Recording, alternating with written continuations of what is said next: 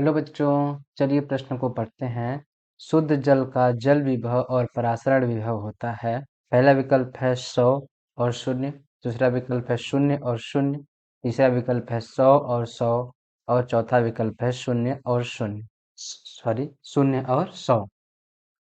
तो चलिए हम इस प्रश्न की मुख्य अवधारणा देखते हैं। मुख्य अवधारणा मुख्य अवधारणा क्या है? जल विभव। जल विभव जल विभव क्या होता है कि जल की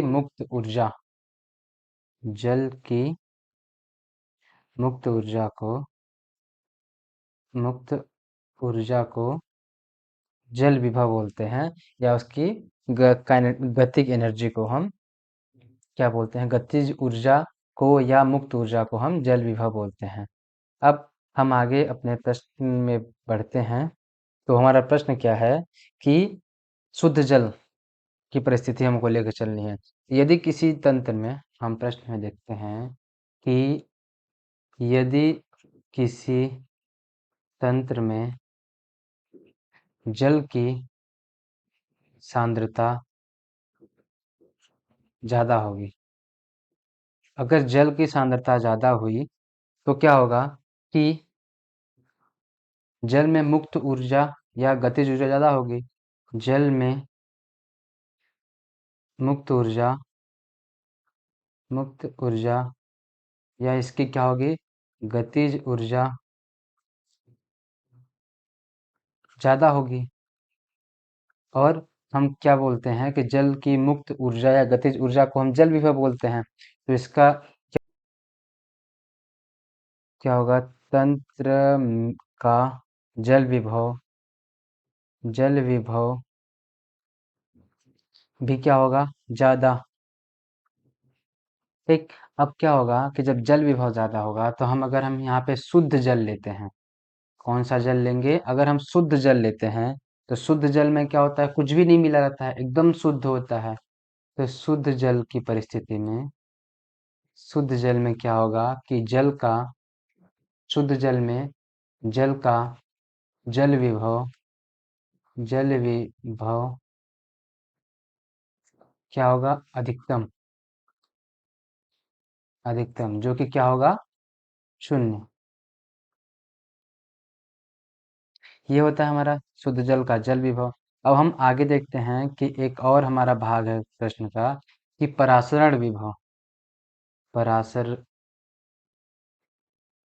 परासरण विभव इसका शुद्ध जल का। पहले हम जान लेते हैं कि परासरण विभव होता क्या है।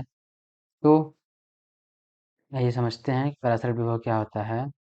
अगर हम दो तंत्र को दो तंत्र कैसे होंगे वो? जिसमें जल हो। दो तंत्र जिसमें जल हो, उनको क्या करेंगे हम कि अर्धपारगम्य झिल्ली द्वारा संपर्क में रखेंगे। कैसे? अर्धपारगम्य झिल्ली के द्वारा झिल्ली के द्वारा संपर्क में रखेंगे संपर्क में रखेंगे। तो क्या होगा कि जो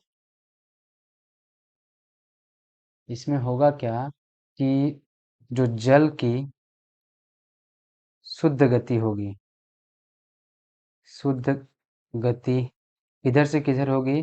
जिस तंत्र में क्या होगा कि जल का गतिज ऊर्जा इसकी जल की गतिज ऊर्जा या जल विभव जल विभव ज़्यादा होगा, वो उस तंत्र की ओर जाएगा जिधर जिधर जल की गतिज ऊर्जा गतिज ऊर्जा या जल विभव जल विभव कम होगा कम होगा। उस तरफ जल के अणुओं की गति होगी। तो इस प्रकार जो विभव उत्पन्न होता है, क्या होगा, जो विभव उत्पन्न होगा उसको हम क्या बोलेंगे, परासरण विभव।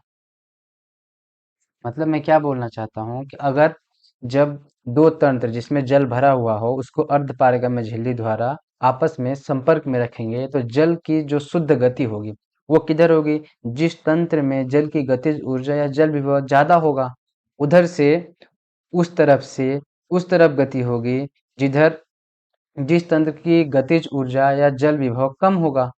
और इस तरह से उत्पन्न विभव को हम क्या बोलेंगे, परासरण विभव। अब हम बात करते हैं शुद्ध जल के परासरण विभव की, कि शुद्ध जल का परासरण विभव, शुद्ध जल का परासरण विभव, परासरण विभव।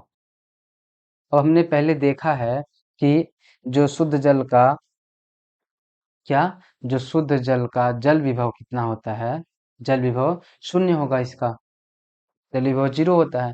तो अगर हम दो तंत्र जो है उसके दोनों तरफ अगर शुद्ध जल रख देते हैं अर्धपारगम झिल्ली के बीच में रख के दोनों तरफ शुद्ध जल को अगर हम रखेंगे तो क्या होगा, जो जल के शुद्ध अणुओं की गति होगी वो क्या होगी, 0, इधर भी नहीं होगी अर्धपारगम्य झिल्ली से। तो जो होगा परासरण विभव शुद्ध जल का, वो भी क्या होगा, शून्य। जल विभव का, शुद्ध जल का परासरण विभव भी हमारा क्या होगा, शून्य। तो आइए हम अपने विकल्प को देखते हैं और सही उत्तर को चुनते हैं। क्या है, पहला विकल्प 100 और शून्य, ये गलत है। शून्य और शून्य, जल विभव भी शून्य होता है शुद्ध जल का, और परासरण विभव भी शून्य होता है, ये सही है। और तीसरा विकल्प क्या है, 100 और 100, ये गलत है। और चौथा विकल्प क्या है, शून्य और 100, ये भी गलत है। तो हमारा सही विकल्प है दूसरा, जो है शून्य और शून्य। आशा करते हैं आपको समझ आया होगा। धन्यवाद।